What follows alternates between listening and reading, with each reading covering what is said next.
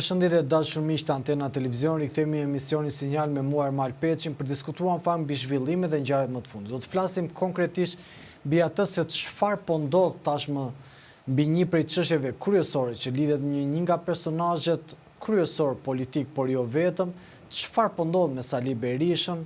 Tashmë ditën e sotme dhe afera Partizani është duke vazhduar në gjykim. Do të flasim çfarë po ndodh konkretisht mbi çështjet që lidhen me dosjet e zotit Berisha, por gjithashtu dhe çfarë pritet ndodh politikisht.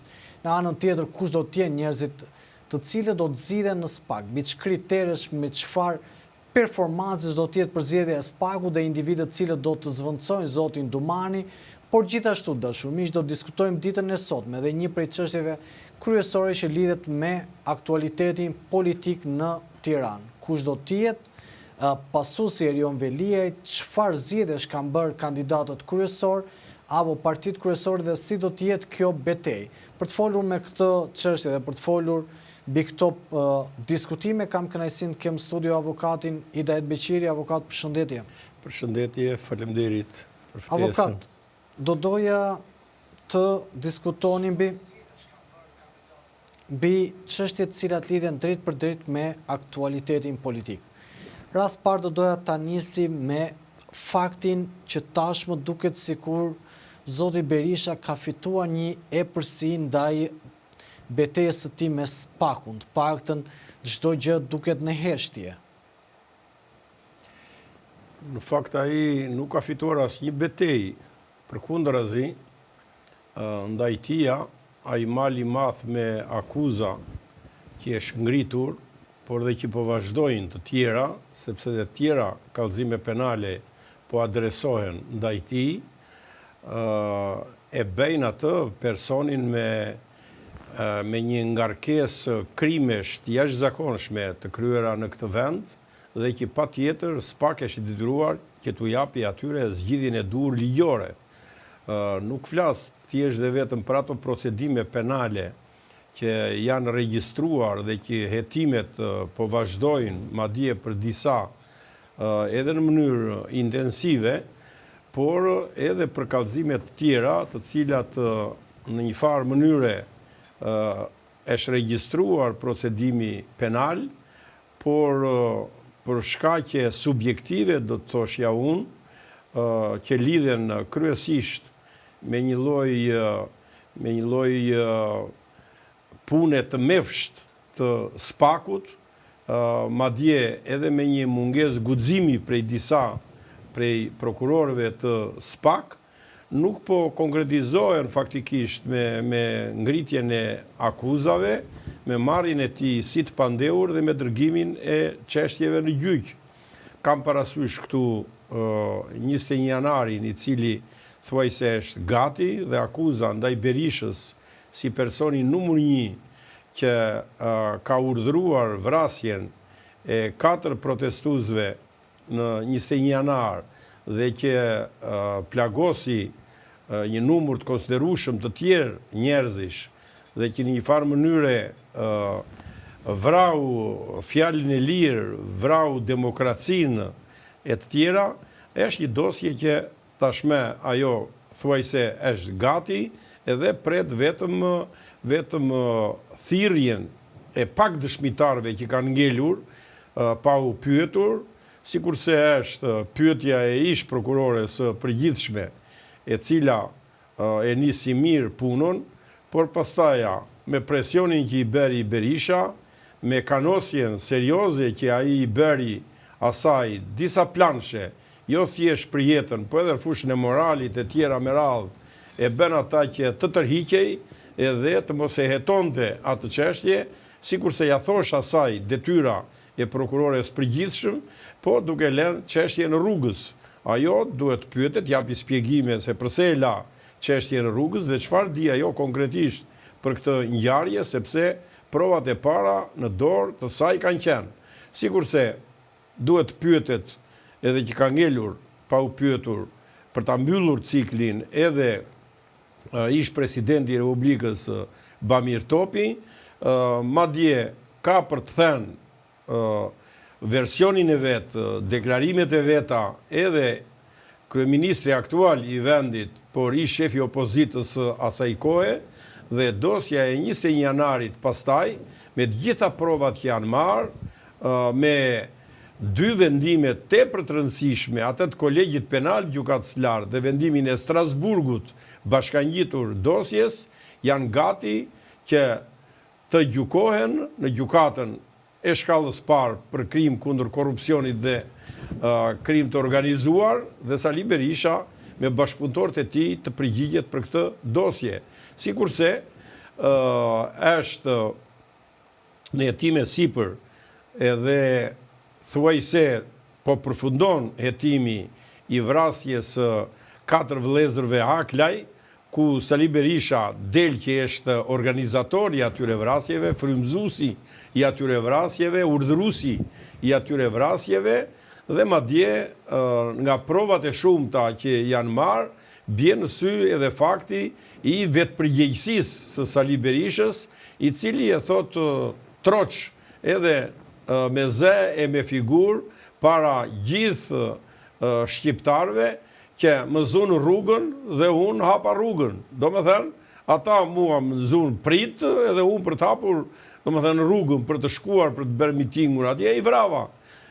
Aty në Milot tentova të vrisja Fatmir Haklaj, por u vra Sokol Haklaj edhe punojësi i gardës, plus edhe një nga ta që qoj si ekzekutor Saliu, pra edhe një nga krau i Saliut u vra aty, me 3 vrar pra, dhe pastaja pasoj me vrasit e tjera të Haklajve.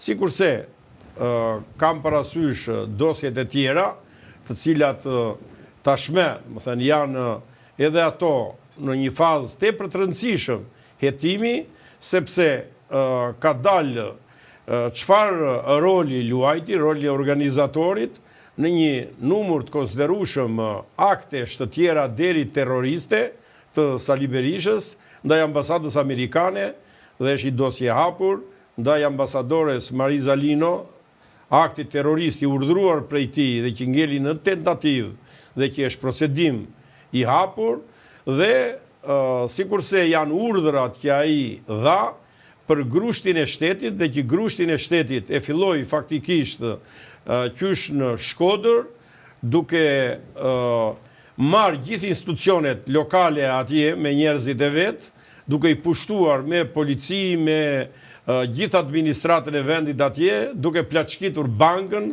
duke bërë një vjedhje të jashtëzakonshme të bankës Shkodrës me një shumë që kalonte rreth 5 milion euro dhe të cilat gjitha vajtën në shtëpinë e Sali Berishës e tjera. Pra janë krime që po hetohen edhe të gjitha këto presin, si të thuash, punën, pasionin, profesionalizmin, guximin e prokurorëve të SPAK, të cilët nuk kanë pse presin dale qatë dënimi do marri me kompleksin partizani dhe pastaja t'ja qojmë radhe të gjitha akuzat e tjera mal që janë ngritur kundër Sali Berishës.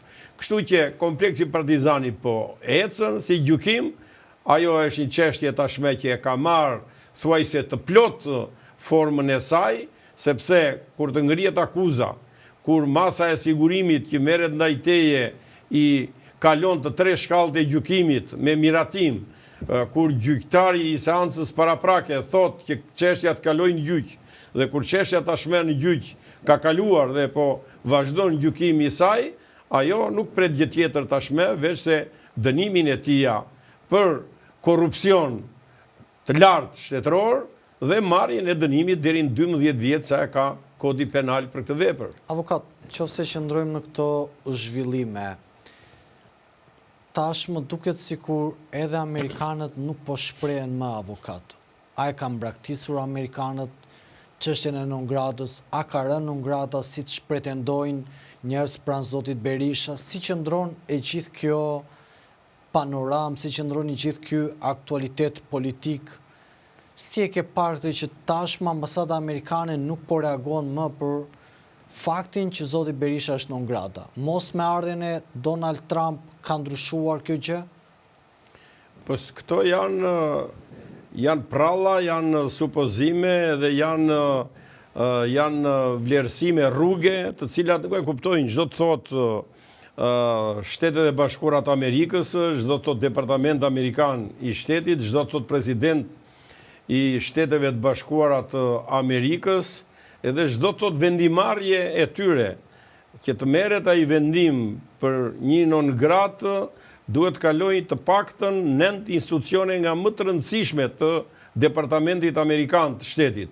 Dhe në fund fare i jep vullën pastaja sekretari i Shtetit dhe që e konfirmon edhe kryetari i Shtetit.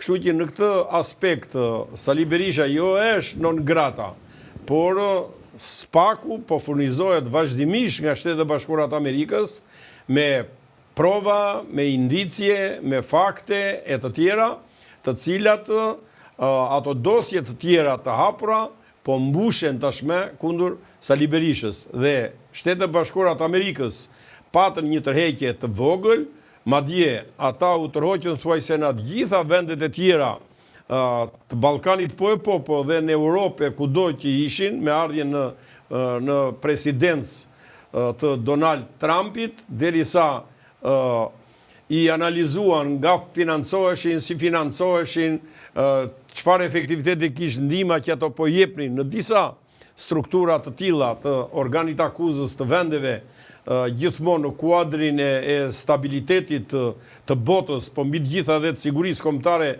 të vetë Shteteve të Bashkuara të Amerikës, kurse për sa i përket Shqipërisë, ata menjëherë i tërhoqën në një kohë shumë të shkurtër specialistët, emisarët e vetë, ekipet e FBI-s që punonin pranë SPAK dhe i kanë rikthyer dhe ata tashme ndodhen në zyrat e SPAK dhe punojnë bashkë me SPAK. Amerikanët janë rikthyer në SPAK? Po, brenda në SPAK. Brenda në SPAK janë përsëri amerikanët avokat? Po, FBI-ja është brenda me ndihmesën e vetë profesionale, me ndihmesën e vetë në infrastrukturë, me ndihmesën e vetë nga çdo pikpamje në logjistik posaçërisht e tjera me radhë, por edhe në ndihmën konkrete që japin. Pra keni informacione që amerikanët u rikthyen përsëri në SPAK. Po i shikojmë se jemi vetë, unë jam vetë atje që marr pjesë në tim të çështjeve. Po hyjmë se na kemi çështjet atje, qoftë në rolin e kallëzuesit, qoftë në rolin e përfaqësuesit të viktimave të krimeve të Berishës dhe të tjerëve atje në SPAK, po qoftë edhe të pandeurve të ndryshëm që ne kemi dhe që unë kam në mbrojtje, dhe që janë në grupe të ndryshme të strukturuara kriminale, edhe që mbyllen hetimet, pyeten ata e tjera me radhë, dhe i shikojmë që në çdo zyrë të prokurorëve të SPAK ekzistojnë janë sot profesionistë nga më të mirët që ka FBI-ja dhe që ndihmojnë faktikisht SPAK-un për formësimin e atyre dosjeve që realisht e kanë dëmtuar rënd Shqipërinë, kanë dëmtuar rënd interesat kombëtare, jo vetëm të Shqipërisë, po janë bërë rrezik edhe për Ballkanin, madje janë bërë rrezik edhe për vetë Shtetet e Bashkuara të Amerikës, dhe këtu kam parasysh posaçërisht marrëdhëniet e Berishës kur ishte në qeveri, por edhe në vazhdimsi me klanet më të egra serbofile se misionari tyre është, por edhe me Al-Qaedën, edhe me Hamasin e të tjerë, të cilët ai jo vetëm i ka furnizuar me armë, po dhe i ka strehuar në Shqipëri, i ka mbajtur në Shqipëri dhe prej Shqipërisë, ata kanë bërë dhe krime shumë të rënda në vende të tjera, duke futur këtu edhe Izraelin. Kështu që në këtë aspekt pra FBI-ja është brenda strukturave të SPAK dhe SPAK punon në ndihmën, në mbikëqyrjen edhe në një përkujdesje maksimale të tyre. Kështu që jo vetëm nuk i është hequr non grata, po ajo është përforcuar edhe më shumë. Dhe Shtetet e Bashkuara të Amerikës ende e kanë thënë dhe e thonë, dhe thënia e tyre nuk ishte thjesht me fjalë, por ata faktikisht ajo u konkretizua me vepra.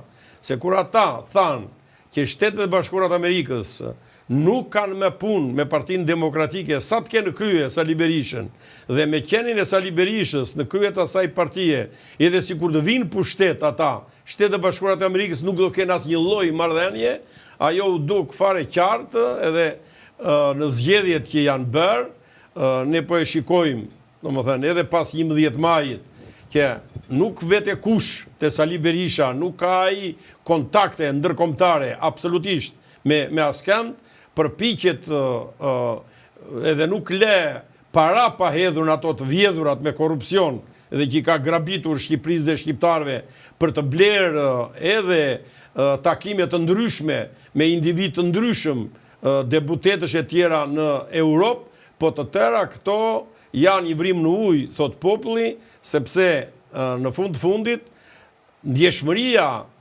edhe popullore është aq e madhe këtu në Shqipëri, sa ata shikojnë qa marrëdhënie ka ai ndërkombëtare, kush i vjen atia me, kush është ai që e përfill me alternativën e tij dhe atë personalisht, dhe mbi këtë bazë pastaja ata edhe t'japin atë që meriton, siç ja dhanë në 11 maj, me 300.000 vota më pak se sa mori në vitin 2021.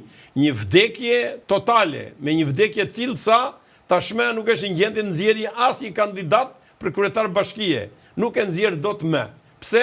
Sepse është një parti që ai e vdiq, një parti që e mori osh, një parti që e bëri familjare, një parti që e bëri thjesht dhe vetëm për të mbrojtur interesat personale të tij dhe të familjes tij nga krimet e shumta që ka bërë, pra ta bënte mburoj partinë, ta bënte avokate të vetes tij, por që në fundit e shkatërroi e çoi deri në atë gradë sa ajo tashmë pa hezitimin mund të vogël mund të konsiderohet një alternativë e vdekur për Shqipërinë dhe shqiptarët dhe që nuk mund të ngjallet dot më. Avokat, nëse qëndrojmë në këto zhvillime, ju thatë që në SPAK janë rikthyer amerikanët. Në anën tjetër, kreu i BK-s nuk është vendosur akoma, dhe në anën tjetër pritet që kush do ta zvendçojë Altin Dumanin. Janë 4 emra deri në këto momente. Çfarë mund na thuash pak më shumë për këtë proces, si do të jetë mbi premisa dhe pse BK-ja akoma nuk është zgjedhur kush do të jetë kreu i BK-s, duke qenë se është një institucion shumë i rëndësishëm për goditjen e niveleve shumë të larta, qoftë politikës, qoftë krimit të organizuar. Çfarë po ndodh brenda SPAK-ut në këto momente, avokat? Në fakt, Byroja Kombëtare e Hetimit, ajo është në punë, drejtuesja e tij është ende, vazhdon detyrën derisa t'i vijë zëvendësuesi. Aty procesi po bëhet i rregullt për ta zgjedhur atë që do ta zëvendësoj zonjën Hajnaj, dhe tashmë janë përcaktuar, edhe ato 7 kandidaturat kryesore që po konkurrojnë dhe që konkurimi tyre tashmë është thuajse në fazën e fundit dhe ne do kemi një rezultat tashmë shumë të shpejt. Kështu që drejtuesi i BK-s do të jetë, por kjo se ka penguar as pak punën e atyre mbi 100 hetuesve që ka BK-ja për të punuar, për të vazhduar hetimet e krimeve që janë kallëzuar, janë denoncuar atje, apo edhe për të ndjekur ato të reja që ata e kanë në veprimtarinë e përditshme të punës së tyre. Kuptohet, Byroja Kombëtare e Hetimit në drejtimin e SPAK-ut kishte një mision dhe misioni më i rëndësishëm i saj ishte ai që pse u krijua, pse u krijua BK-ja dhe pse u krijua SPAK. U krijuan 2016.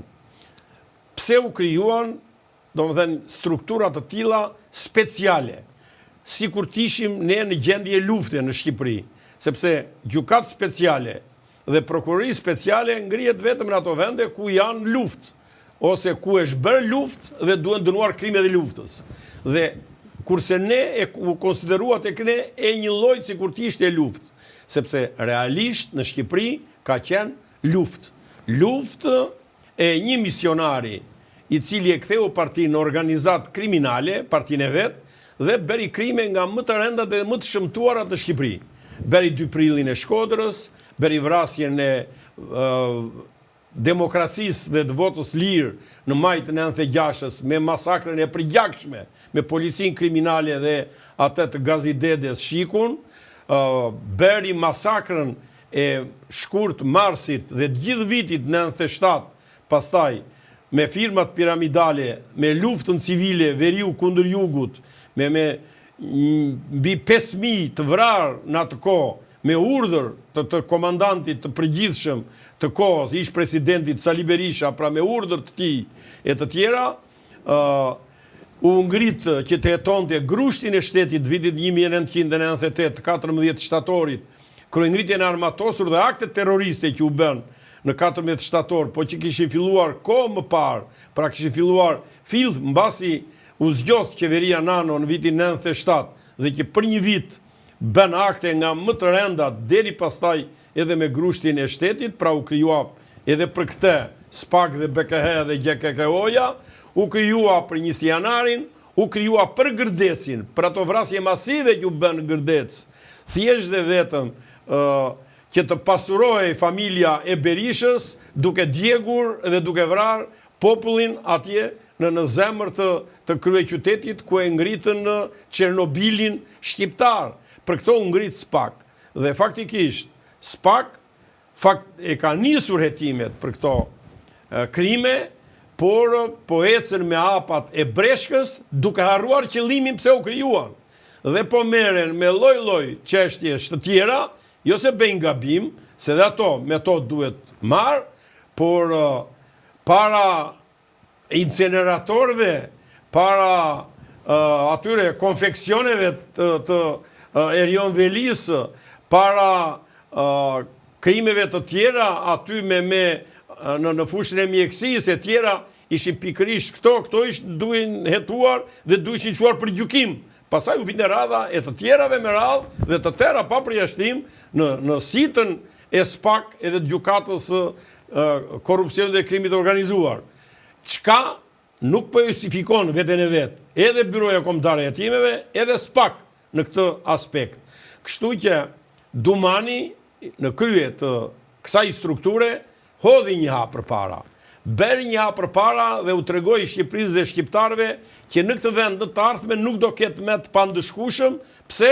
Sepse një ish president vendi e kam në burg, një ish president dhe ish kryeministër të vendit e kam në akuzë për korrupsion të lartë shtetëror dhe është në gjyq tashme me akuzë të ngritur dhe që pritet dënimi i tij dhe një mori ministrash të tjerë, deputet e tjera, kryetar bashkish i kam në proces, por ky është vetëm fillimi.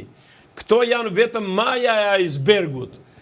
Ajo, flaka e madhe janë këto krime që u thashur juve, dhe po su ndëshkuan këto krime dhe këta kriminel, organizator që i kanë bërë këta, majat e pushtetit tonë, president, ish president, ish kryeministër, edhe ministrat e tia, gjithë shpura e tia që kanë qenë bashkëpunëtor të tij, atëre ky vend nuk do të bëj hajër kurrë në kurrës. Prandaja tashme pritet që ai që të vijë në vendin e Dumanit duhet jetë shumë herë më lartë se Dumani, në aspektin që një përvojë e fitoi, goditjet që duheshin dhënë për ta çuar stekën në maj e arriti Dumani, tani të eci më tej. Ai kanë këto kandidatura, staturën për të qenë të tillë, për ta mbajtur stekën edhe për ta ngritur edhe më lartë në kuptimin e vërtet fjalës, për krimet e kanë fjalë, jo vetëm dhe thjesht për individ, po për krimet që kanë ndodhur në këtë vend, do ta shikojmë në fakt ata janë, por jam i bindur që kushdo që të vijë drejtuesi SPAK, ka shanse më shumë Gjoli, por edhe të tjerët nuk janë pa shans për ta marrë këtë detyrë.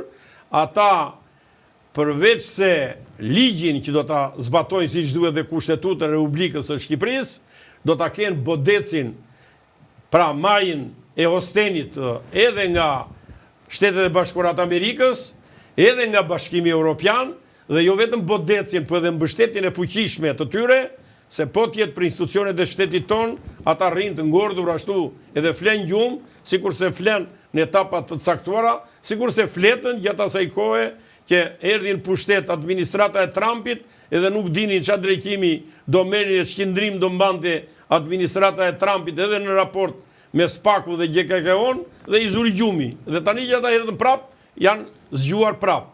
Kështu që në këtë drejtim jam i bindur që nuk ka kthim mbrapa.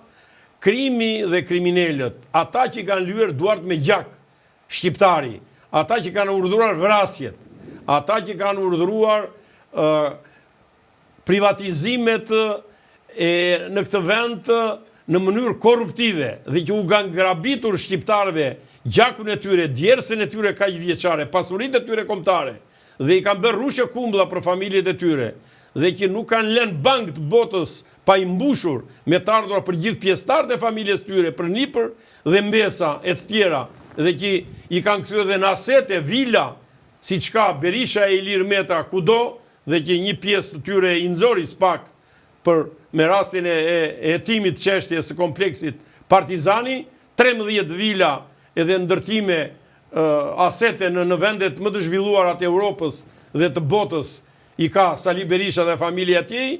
Të tëra këto do marrin goditjen e dur domosdo dhe Shqipëria dhe shqiptarët kërkojnë që të rikthehen këto pasuri, të kthehen këto të ardhura se janë të tyre dhe nuk janë të këtyre kusarve. Avokat, para se të kaloj tek pyetja e radhës, do doja në fakt të falenderoj secilin prej teleshikuesve që na ndjek live në këto momente. Do doja në fakt ju bëja një thirrje që të bëni subscribe në Antena Televizion, ta shpërndani në për diasporë, ta shpërndani në Shqipëri, të regjistroni kanalin ton dhe të komentoni dhe të jepni mendimin tuaj. Avokat, do doja në fakt ju bëja një pyetje e cila lidhet drejt për drejt me faktin që tashmë Dumani po i mbarohet mandati. Do doja një përshkrim tuaj se me çfarë note e vlerësoni Altin Dumani dhe si ka qenë puna e tij deri në këto momente për ju. E vlerësoj kaluse. E vlerësoj... Si jeni shumë i kënaqur, e vlerësoni kalus, po si jeni shumë i kënaqur. Problemi është që Dumani ende ka kohë, sepse deri në dhjetor... Deri në dhjetor ka kohë. Deri në dhjetor i thonë dhe 2 muaj. Dhe ai faktikisht ka në duar çështje që thuaj se kanë mbaruar. I ka në duar dhe mundet ti finalizoj me akt akuza. 21 janarin. Duhet me çdo kusht ta çojnë gjyq se ka në dorë dhe thuaj se ka të përfunduar. Në rast se Dumani do ta çojë 21 janarin në gjyq, atëre ai në gjyq pra e kanë çuar ata gjysmën ose më mirë çerekun e dosjes së Gërdecit, sepse po gjykohet Fatmiri Mediu dhe ai do ta marrë dënimin e merituar për Gërdecin. Por pjesën tjetër që ka veçuar Dumani dhe që po e heton dhe që faktikisht ajo është e mbaruar si hetim, po duhet ta dërgoj edhe atë me njëherë në gjyq kundër Shkelzen Berishës, Sali Berishës, edhe bashkëpunëtorëve të tyre që bën atë masakër në Gërdec dhe që më pas për të mbuluar krimin bën vrasje të tjera, vran Trebickën me urdhër të Sali Berishës dhe të Shkelzen Berishës, iku Trebicka, dëshmitari kryesor i ngjarjes edhe ai që e denoncoi në Departamentin Amerikan të Shtetit këtë krim. Pra, nëse e çon edhe këtë dosje në gjykat, nëse e çon menjëherë dosjen e korrupsionit lartë shtetëror që Sali Berisha bëri bashkë me Damian Fazlić, të cilin e bëri pjesëtar të familjes nga njerëzit më të besuar të Slobodan Miloševićit, edhe njeriu e familjes së Slobodan Miloševićit, i cili me vendimet të Këshillit të Ministrave të Saliut, me firmën e Sali Berishës, ju dhan 105 milion euro, pra që ja grabiti pasurisë së Shqipërisë dhe shqiptarëve, në rast se ai do t'i çojë brenda dhjetorit këto çështje me akuza se i ka të gatshme në gjykat për të gjykuar, ai do vlerësohet me notën 9. Po në rast se ai do t'i mbajë ende në dorë këto, shtatën e ka të tepërt. Deri në 7 mund të arrijë vlerësimi për të. Avokat, nëse qëndrojmë në këto zhvillime, para disa ditësh ka kaluar në eshtje, por gazetari dhe historiani Arben Lalla ka publikuar disa foto të Vangjel Dules me Fredi Belerin me flamurin e Vorjo Epirit. Çfarë mesazhi kërkojnë të japin përsëri dhe duket se Beleri përsëri nuk i ndahet bashkisë së Himarës. Çfarë po ndodh konkretisht, avokat, edhe pse në Shqipëri nuk bëhen publike këto foto, qofse ne nuk u lumtojmë të gazetarët e tjerë cilët kanë guximin t'i publikojmë, ne s'kemi asnjë informacion. Lidhur me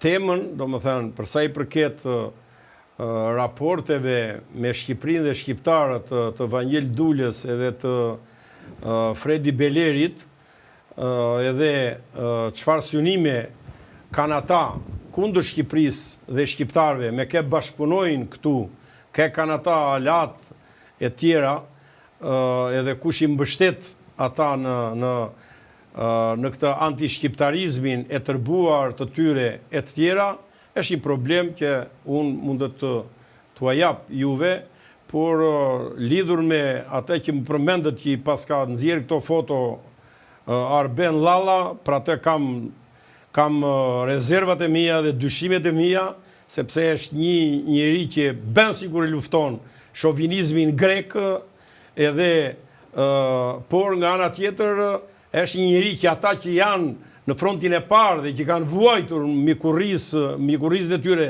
edhe burgjet e egra nga shovinistët serbo, grek edhe nga misionarët e tyre Berisha me shok e tjera, ai më shumë lufton këtë element edhe kjo i ve pikpyetje të mëdha figurës tia edhe në këtë drejtim, domethënë duhet jemi suçelt, duhet jemi t'japim syt ashtu siç duhet ne shqiptarët. Por Fredi Beleri është një misionar i ashtu quajturit Vorjo Epir, synim i ka hershëm grek për ta bërë jugun e Shqipërisë Greqi. Ne dim historinë fare mirë, dim se çfarë ndodhi, çfarë masakra bën grekët në 1914-ën, posaçërisht në jugun e Shqipërisë, në gjithë Labrin dhe në gjithë fshatrat e tjera, me çfarosje, me gjenocid të jashtëzakonshëm, dhe një gjenocid i cili ka qenë shumë herë më i rënd se sa ai turk kundër armenëve, por që ne nuk kemi shtet, nuk kemi institucione, nuk kemi akademi shkence, se po të kishim të tilla, ne do t'i evidentonim siç duhesh këto masakra të shovinistëve grek kundër shqiptarëve, do t'i nxirnim ato të sakta me numër, me deme reale, sa do t'ishim vlerat e tyre përveç njerëzve të vrarë e tjera me radhë, dhe do dënohesh Greqia si shtet genocidist kundër Shqipërisë dhe shqiptarëve. Dhe ata në vend që të dënohen, ata vazhdojnë me emisarët e tyre, Dulen e partisë greke, se çfarë do një parti greke në mes të Shqipërisë dhe që ngret degë edhe në Kuks i kërkon grekrit, pra se çfarë do një parti e tillë etnike, çka është ndaluar dhe me ligj, edhe në Kukës të ketë grek? Po, kanë organizat greke. Omonia është Greqi, në Kuks. Në Kuks, po kjo të çmenduri më avokat. Po çmenduri s'ka ku të vej më, edhe atje kandidon Omonia. Dion ta shtrish domethënë këtë organizat neofashiste do thoshja unë, sepse të gjitha veprimet i bën të tilla me Dulen, i cili mbaz vetes edhe e ndërsen një kriminal kundër Shqipërisë dhe shqiptarëve, kriminal kuptimin e vërtet fjalës, sepse na cënoi integritetin territorial të Shqipërisë, na cënoi ne pavarësinë e Shqipërisë, na cënoi sepse u fut me forca shoviniste greke në postën kufitare, na i shkeli, na i përdhunoi kufirin dhe brenda në post na vrau komandantin, na vrau dhe një ushtar, dhe ai merr guximin. Greqia e dënon për armbajtjen pa leje, e dënon pikërisht për ato armë që morin në postën e kufirit të Shqipërisë, pra për armët që na morin ne, e dënon për armbajtje pa leje Greqia, kurse ne duam të bëjmë kryetar bashkie. Sali Berisha e Ilir Meta doni të bëni kryetar bashkie. Pse? Sepse me dharamit e Greqis herdhen atere në pushtet, me dharamit edhe me eurot e Greqis duan tani të riciklohen prap në pushtet, edhe ben armiq të kombit tyre, armiq të Shqipërisë, mbështetës të Fredi Belerit. Kur të shikoj gropën e Zverkut merr vota me Omonia edhe Dulja, sikurse e tregoi dhe 11 maj, apo si që treguan dhe zgjedhjet e pushtetit vendor, kur doli kryetar Vanjel Taho, sepse Himara edhe gjithë Shqipëria deri në gjirin e artës e Shqipëri, nuk ka Greqi deri në gjirin e artës. Çamëria e Shqipëri, Çamëria do t'i bashkohet Shqipërisë. Se s'bën do t'i bashkohet. E shtrolli jon, e shtoka jon, e gjaku jon. Nuk mund të zgjasi shumë gjenocidi që ti bën, forca që ti ke, mbështetja që ti ke, edhe që abuzon me një popull liridashës dhe i therë, edhe në barku i nenave u anëzirë fëmijit dhe u avret, edhe pastaj do t'i mbash me dhunë këto teritore. Nuk mund të mbaje kurrë në kurës. Historia është histori, gjaku është gjak, Zoti e ka bërë Shqipërinë deri te gjiri artës dhe më kot synojnë që të vinë grekrit të Gvorjo e Piri në Thojza, sepse Himara ka qenë dhe është Shqipëria me pastër, Labria me pastër, trualli mi pastër shqiptar. Avokat, ju më prekët pak me gjitha këto zhvillime, por edhe me çështjet cilat lidhen drejt për drejt me aktualitetin politik. Tash më duket sikur lufta ka kapur edhe Partinë Socialiste. Po të marrë disa raste ku Erion Braçe ka shpërthyer sepse e lëvizin kudo, njëre heqi nga Lushnja, njëre heqi nga Njësia 5, ai ndjet si i pafuqishëm vetëm vërtet në Facebook. Në anën tjetër, Velia i dërgon mesazhe, po fola unë, do të ketë breaking news. E shikojnë që po plas dhe brenda Partisë Socialiste ka një krisje, sepse Velia i sot e kemi pas sekurave. Në anën tjetër, Velia i nuk respektojnë në asnjë moment apo atë çfarë vendosi Këshilli Bashkiak për shkarkimin e tij dhe për ta dëgjuar, dhe duket sikur dhe Velia i po jep mesazhet kundra Ramës. Shikon një luftë në PS të mundshme dhe çfarë po ndodh në këto momente brenda PS-s? Erion Velia është pasekurave, se e donte pasekurave Sali Berisha. Edhe Sali Berisha vuri në veprim Nesti Angonin e parë, i cili ishte Gabrieli, edhe vajti e bleu bashkë me atë qimin e syrit. Kush është Gabrieli? Po Gabrieli është ai italiani që bëri shpifjen famoze, sikur Velia edhe bashkë me Gabrielin e Italisë. Sa për informacion, Nesti Angoni ka çuar dhe Albana Vokshin spak. Tani Jo, nuk mund të jetë Berisha i njëjti. Ta çoj deri në fund. Po. Ma dëgjoj deri në fund. Pra, ky Gabrieli, që ishte Nesti Angoni i parë, para zgjedhjeve si kryetar bashkie në 2023-shin, donte që të mos vendose i kandidatura e Erion Velis, Saliu, sepse ishte i bindur që do të kishte një humbje katastrofale në Tiranë, sikur se e pati faktikisht.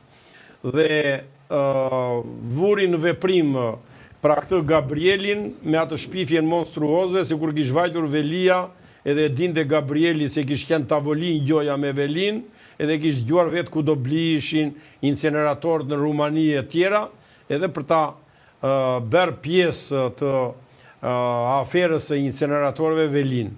Por ai Gabrieli, kur e pa që nuk i dhanë lekët këta qimi me shokë, ai vajtin Padova atje të Italisë, bërë një deklarat notariale, edhe tha kam bërë një shpifje të madhe kundër Erion Velis, nuk e kam parë kur me sy ndonjëherë, nuk jam mbulur kur ndonjëherë me të, nuk janë të vërteta asnjëra prej tyre, por këto fjalë mi dhanë këta të Partisë Demokratike të Saliut dhe Shkelzem Berisha me syrin e tia dhe edhe Çim Pekën, dhe më kanë afruar një shumë të madhe lekësh, pra të shumë unë e pranova ta bënja këtë shpifje, po ata janë të pa fytyrë se nuk më dhanë lekët.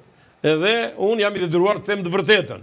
Dhe pas atij Nesti Jangonit, me që doli me kaq vota Erion Velia, atëre ata donin t'ja prisnin këtë krah Edi Ramës me qëllim që në zgjedhje 11 majit të mos ish numri 2 i asaj partie si ishte Erion Velia dhe nxorën Nesti Jangoni numër 2, që përsëri ishte Saliu, bën një mori protestash, ju i dini vetë aty para bashkisë, dhe merreshin me Erion Velin, në një kohë që ti je opozit, në rast se ti do të vish në pushtet, ti lufto qeverin, lufto kryeministrin, se ata janë njëshi, ata janë kryesorët, ata e udhëheqin vendin, nuk është kryetari i bashkisë.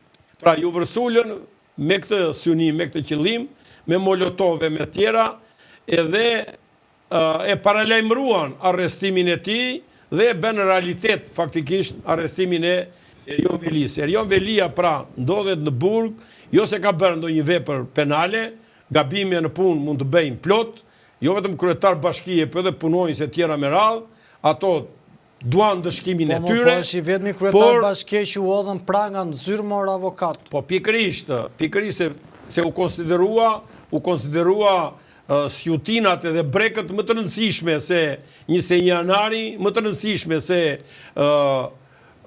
Gërdeci, më të rëndësishme se krimet e 1997-ës, lufta civile gjuberatere, më të rëndësishme se grushti i shtetit e tjera me radhë. Po e ledhe Rama, e pe. Ky është maskaralleku i tyre. Avokat, po e ledhe Rama, Rama nuk ka gjenë dorë, se nuk e pyet njeri. Do ta shkarkoj, thot Rama, do ta shkarkoj, e roqi, se lastat gjonin mor avokat, fliste. Edhe njerë, mos unë zito, ti them unë. Rama është pushtet ekzekutiv. Edhe çka do të thotë, që nuk ka punë me pushtetin gjyqësor, të ndërhyjnë pushtetin gjyqësor. Dhe ai duhet i ruaj, domethënë duhet i ruaj ekuilibrat e pushteteve. Edhe bën mirë t'i ruaj. Ka patur raste që e ka humbur atë fillin, po përsëri e shtërhequr kur duhet tërhequr. Nuk e shber kur realisht, domethënë ka bërë kritika, i ka bërë për çështje konkrete, i ka bërë për emra konkret gjyqtarësh dhe ka bërë edhe veprime të natyrës administrative nëpërmjet ministrit të tij të drejtësisë, duke i quar në organin kompetent që vlerëson punën e gjyqtarëve, për t'i parë ato kritika që i ka patur. I ka të drejta, por nuk i ka të drejta, dhe ato do vendosin përfundimisht, dhe jo kritikat e Ramës, i ka bërë, por nuk është i natyrës Sali Berishës, i cili t'i vrasi gjyqtarët. Nëse u vra ky Astrid Kalaja, para se të vritësh tani me armë, vrau Saliu, kur nuk i dha të drejtën e vulës edhe të Selis, edhe të emrit të partisë atje këtë Kalan, që dha vendimin kundër foltores së Sali Berishës, dhe atëre nuk la gjepa i thënë Sali Berisha, e quajti komunist, e quajti bisht Partisë Socialiste, e quajti të korruptuar, e nuk la gjepa thënë. Dhe tani, thot, të bëhet dëshmor, thot, të vret natën dhe të qan ditën. Pra, nuk është i natyrës edhe që ti thot asaj gjyqtares atje Irena Manekut, ti thot gjithë ato shpifje, ti edhe mikurris, ta vrasi e ta kërcënoj në familje me jetën e saj e me tjera, thjesht dhe vetëm se ajo beri detyrën dhe e mori këtë person që kish bërë një krim të hapur, një korrupsion të hapur, në interes familjes ti, të dhëndrit ti, të vajzës ti, duke marrë një pasuri 500 milion euro dhe edha ja marrë për Maltezit dhe Argita Maltezit, me vendim qeverie, ajo e mori dhe e qoj atje në arrest shtëpie. Edhe për këtë shkak, ajo tani vazhdon të vuaj shpifit e këtia, denigrimet e këtia, masakrin që ky bëben kundër saj, dhe nuk del as kush, as një organ, as kelegje, as i ledeja, as prokuroria, as paku, që ta marrin përgjegjësi penale për këtë krime, për këto shantazhe që bën. Pra nuk kanë të krahasuar këta dy, kryeministri Rama edhe Berisha në këto gjema që po i bën ky i fundit Shqipërisë edhe sistemit të drejtësisë. Por shkarkimi i Erion Velis, Rama gaboj në çast. Gaboj Rama avokat. Pa tjetër, për mua ka gabuar. Ku ka gabuar? Ti dhe Romeo Kara keni qenë që ka thënë ka gabuar. Gjithë thoshin s'ka gabuar, ka bërë gjë më të mirë. Edhe njerë, ku ka gabuar Rama? Ku ka gabuar? Ka gabuar se për hir të asaj që të mos ketë goditje nga opozita, që opozita të mos thotë që ja, e ka në burg kryetarin e bashkisë, e shkon e mban akoma ky kryeministri, Rama shkeli ligjin. Që të shkarkosh kryetarin e bashkisë, do ta shkarkosh në bazën e kushtetutës që kanë fuqi sot, edhe të ligjit me pushtetin vendor që kanë fuqi sot. Dhe as kushtetuta dhe as ligji mbi pushtetin vendor nuk ta lejon këtë mënyrë shkarkimi siç ja bëre ti Erion Velis. Pse? Nuk ka munguar ai 3 muaj nga puna. E ke detyruar ti, po e mban ti në burg atje. Lëshohet ti vetëm me njëra i në punë. Po e mban drejtësia më avokat, çfarë bëjnë ata? Po drejtësia po e mban, atëherë ti do ta lësh aty në detyrë, derisa të mbarojë hetimi, derisa të mbarojë gjykimi, derisa vendimi të marrë formën e prerë. Po ta lëm bashkinë pa kryetar, po ndryshon ligjin. Bë ligjin pastaj që po mungove 3 muaj. Si me arsye, si pa arsye, shkarkohesh. Jam dakord. Atëherë thuhet, e kemi me ligj edhe pa arsye largohesh nga detyra. E dyta, e ke për detyrë t'ja bësh procesin e rregullt ligjor. Let ketë bërë Erion Velia krimet e dynjas. Kur vjen problemi për ta shkarkuar, do t'i argumentosh ato në shkarkimi që do i bësh, motivacionin edhe do t'a dëgjosh. E ke për detyrë ta thresësh në mbledhje, të vi aty në mbledhje. E ti thuash, a ke pyetje, a ke sqarime, a do të flasësh, a do të japësh shpjegime e tjera me radhë. Dhe është i detyruar, pra Këshilli Bashkiak ta bëj procesin e rregullt ligjor, procesin e rregullt kushtetues, se gjykata e Strasburgut nesër këto do të kërkoj atje për këtë proces ndaj Erion Velis. Ti e merr dhe e bën në mungesë të tia. E çon edhe merr vendimin e Këshillit të Ministrave, edhe e merr pa e thirrur prap. Po edhe ti e ke për detyrë ta thresësh atë.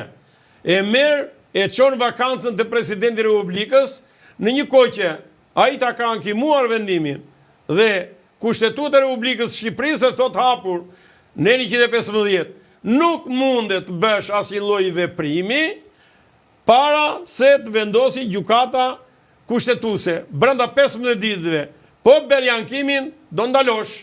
Nuk nxjerr dot dekret zgjedhje. Pse? Sepse e ka zbatuar afatin e 15 ditëshit dhe ti tashme do presësh vendimin e gjykatës kushtetuese. Nuk e priti dhe ne e pam. U tham, unë personalisht në disa emisione, edhe në vendet tjera, në televizione tjera, e kam thënë, nuk bëhen zgjedhje të pushtetit, të kryetarit Bashkisë Tiranës, në rast se Erion Velia do ta kundërshtojnë gjykatë kushtetuese këtë vendim. Dhe nuk do bëhen, faktikisht, nuk do bëhen. Tani këta bëjnë përgatitjet e tjera, kanë çuar kandidat. I çojnë kot, mbarojnë, Tiranë s'ka zgjedhje për kryetar bashkie. Pse? Sepse dekreti presidentit me të vërtetë është pezulluar, po pezullim do të thotë që pa shqyrtuar gjykata, nuk e bën doti gjykata kushtetuese. Ajo ka lënë gjyqin për ta bërë në 31 tetor. Në 31 tetor mbaruan, s'ka zgjedhje në nëntor. Pse? Po vetëm që të regjistrohen kandidati për kryetar bashkie do një muaj përpara. Kështu e thot ligji. Po s'u regjistrua, ka zgjedhje? S'ka. Mbaroi. Pra në Tiranë s'ka zgjedhje. A mund të bëhen një datë tjetër, mbasi të vendosi gjykata kushtetuese larg qoftë kundër Velis, atëre presidenti ka drejtë të nxjerrë një dekret tjetër. Sepse është vendim antikushtetues dhe gjykata kushtetuese ta nga zemrën e Erion Velia avokat. Jo në atë aspekt, në aspektin e ligjshmërisë, në aspektin e kushtetueshmërisë. Në mënyra si u procedua edhe si u arrit në atë vendimarrje, është një vendim absolutisht i pavlefshëm edhe ai i Këshillit Bashkiak, edhe i kryetarit të Këshillit Ministrave, përjedhoi ai vendim që është absolutisht i pavlefshëm, që vjen përmes një procesi të parregullt ligjor, edhe sikur gjykata kushtetuese të mbylli syt edhe ti nënshtrohet politikës, nuk i mbyll syt Strasburgu dhe ajo nuk do thot atje ka vrar apo ka vjedhur Erion Velia apo jo. Po do thot, janë zbatuar procedurat e rregullta ligjore për shkarkimin e këtij njeriu, janë dhënë të gjitha garancitë siç i ka ligji edhe kushtetuta që I ka respektuar as i ka respektuar këto institucione që kanë marrë këto vendimarrje apo jo? Nuk janë respektuar, prandaj them unë, po nuk puna si mu hap barku për njërin apo për tjetrin. Avokat, nëse qëndrojmë në këto zhvillime, ju prekët pak edhe faktin e asajt se çfarë po ndodh tashmë me Bashkinë e Tiranës. Tashmë Ogerta Manasterliu nga Partia Socialiste dhe Florian Binaj ka dalë si kandidat i pavarur. Ka pasur propozime nga Agron Shiraj për kandidatë të tjerë të pavarur, por zoti Berisha ka pranuar vetëm kandidaturën e Flor Binajt. Aktor i njohur tashmë, si e keni parë këtë kandidaturë, si e keni parë këtë personazh i cili tenton të mundi në këto momente Partinë Socialiste? Problemi është që një parti e cila ka qenë në pushtet, si që është Partia Demokratike, pavarësisht si erdhin pushtet në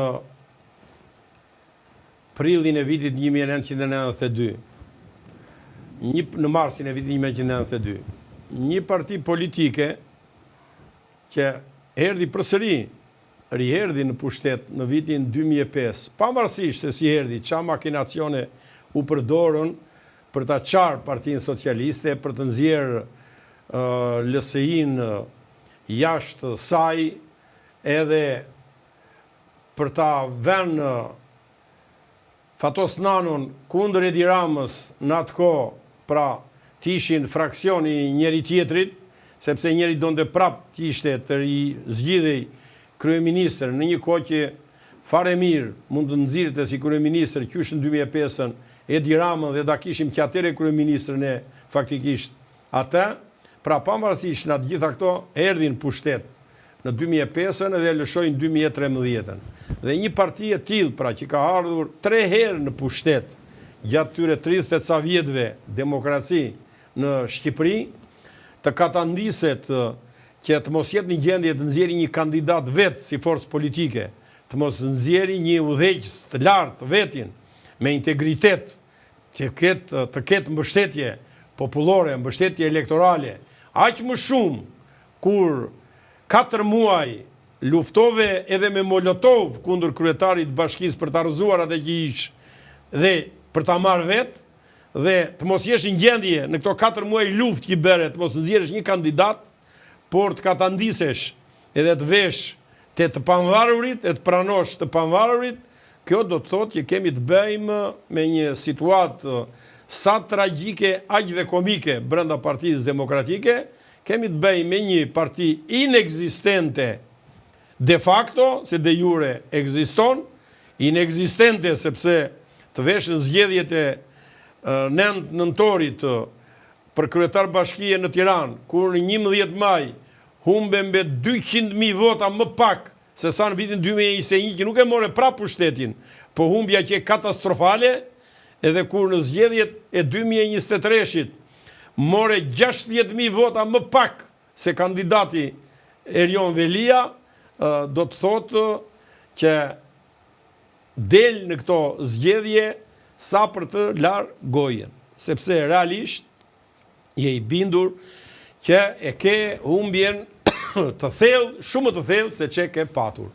Dhe një parti e tillë pra që është katandisur në këtë mënyrë, me një njeri pa vlerë, me një njeri që jo vetëm është non grata, po është i pandehur, është duke u gjukuar vete javë për javë në spak për korrupsionin e lartë shtetëror që ka bërë, dhe jo vetëm në një drejtim, po në shumë drejtime, që mbi shpinën e tij ka një mori akuzash të tjera deri vrasjet përgjakshme, në 10.000 arrin numri të vrarve prej tij, prej urdhrave të tij.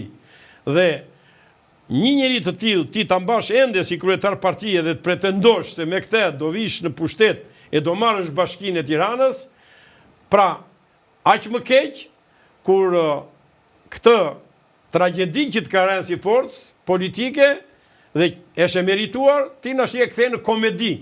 Se merë një kandidat i cili di të bëj rolin e policit, por nuk di gjë tjetër, nuk ka haber nga pushteti, nga administrata, nga institucioni, Avokat, nga ligjet a i bëri e bashk tjera Adriatik Lapa, i bëri bashk Agron Shea, i bëri bashk Sali Berishën, bëri bashk Endri Shabanin, këta kur si ishin bërë bashk.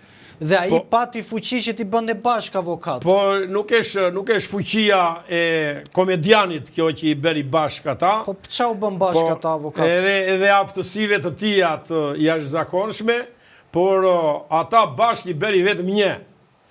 I bëri syri i Shkelzenit.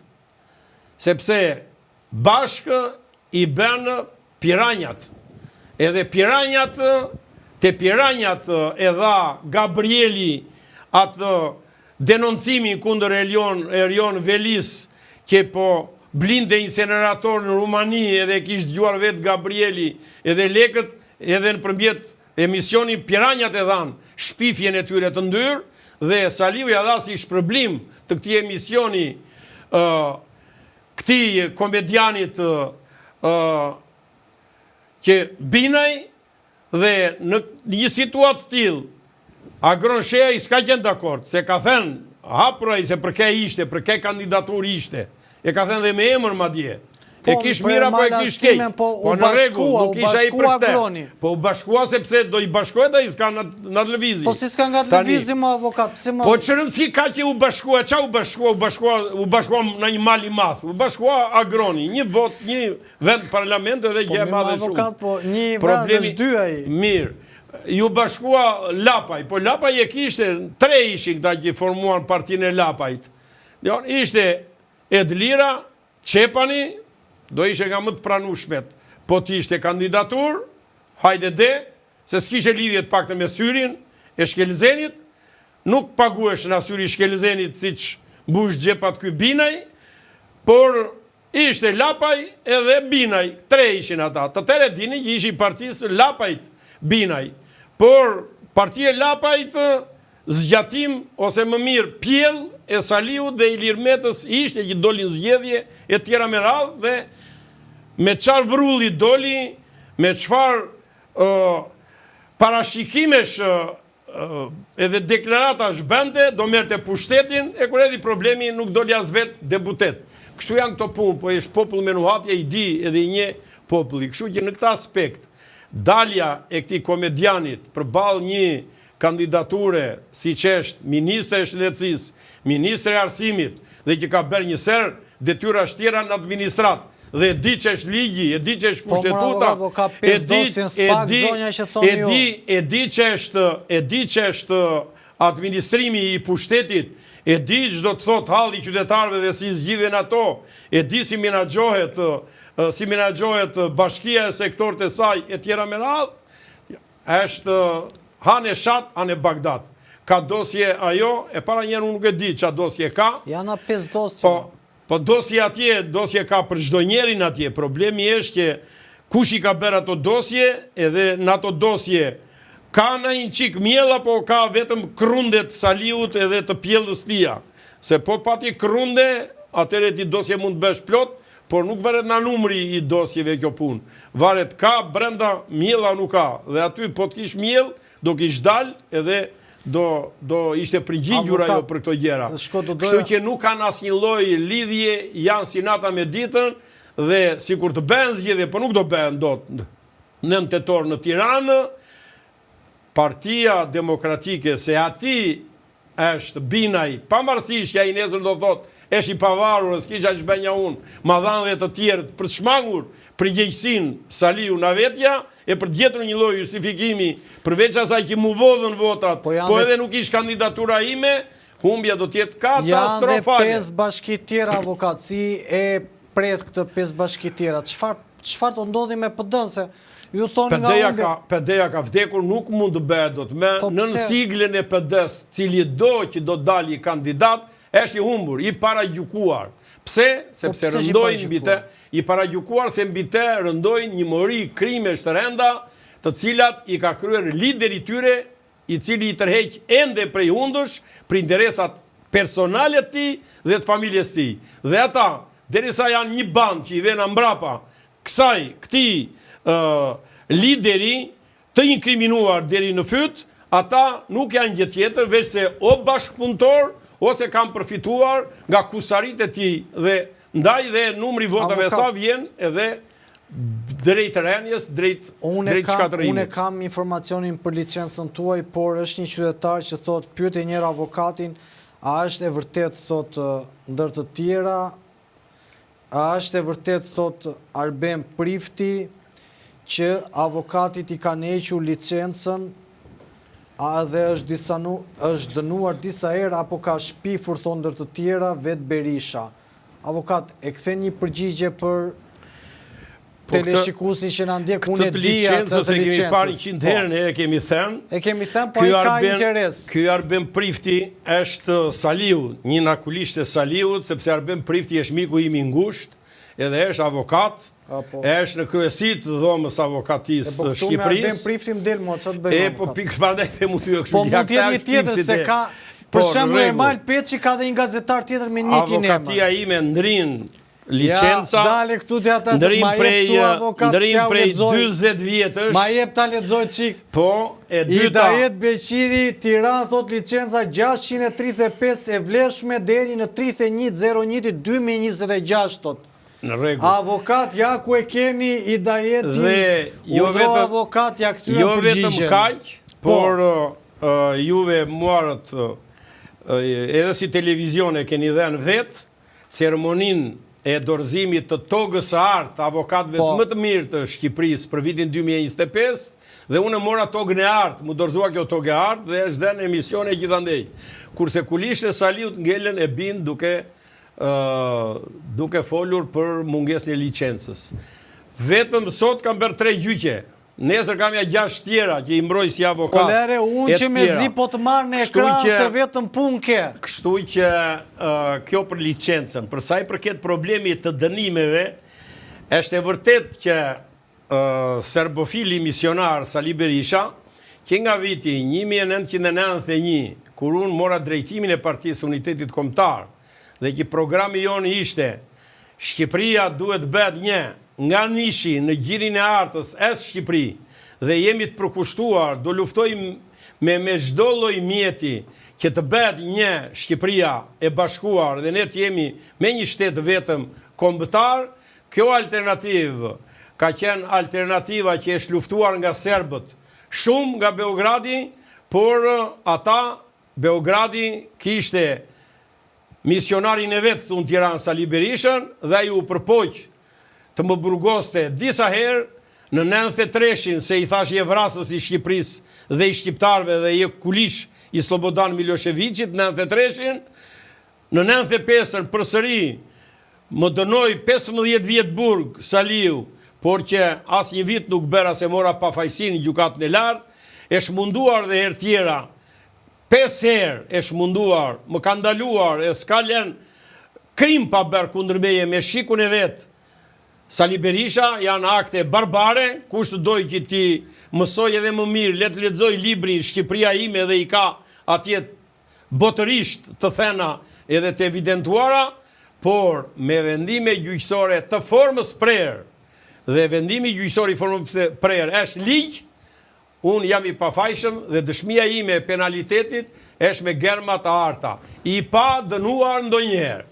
I pa dënuar ndonjëherë. Avokat, besoj që ishe mjaft i qartë, besoj që e konsumuam gjithë zhvillim të aktualiteteve politik dhe një pyetje, sepse më ka për mos të larguar pa jo bërë. Ilir Meta duket se nga burgu për përgatit një libër. Keni një koment?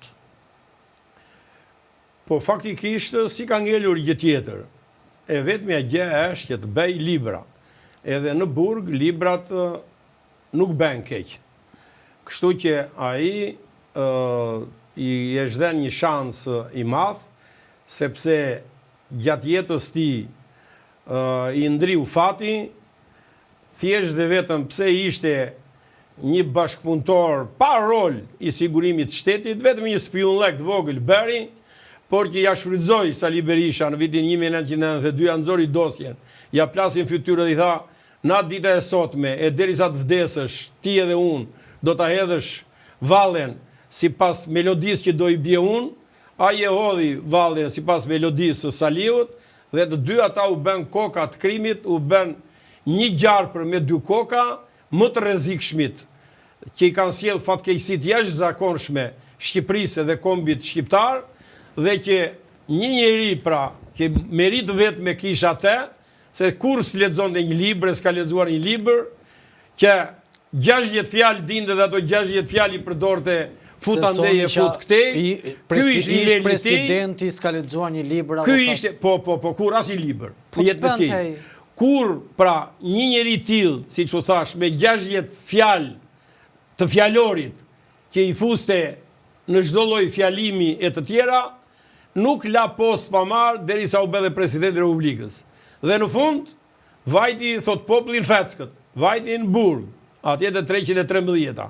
Tani çai i ka ngelur vetëm kjo, të shkruaj libra, por të mos mundohet të bëj rolin e asaj që unë të thyej në mes, se e pam se kush u thyer në mes. E patë se kush u kthyer në mes. Avokat, unë doja të falenderoja shumë për kohën tuaj dhe që ishe pjesë e kësaj të interviste në emisionin tim Sinjal. Kënaqësia ishte për mua, faleminderit për jush. Duke falenderuar avokatin, por duke falenderuar secilin për jush dashur miq që na ndjek live këtu në Antena Televizion, duke ju rikujtuar që të bëni subscribe, ta shpërndani sa më shumë në për diaspor, por edhe në Shqipëri, të komentoni dhe mos harroni që ta shpërndani tek miqtë tuaj në diaspora shumë e rëndësishme të di se çfarë po ndodh këtu në Shqipëri. Nga unë Ermal Peçi, miru pafshim dhe do të shihemi përsëri mbi zhvillimet dhe ngjarjet më të fundit.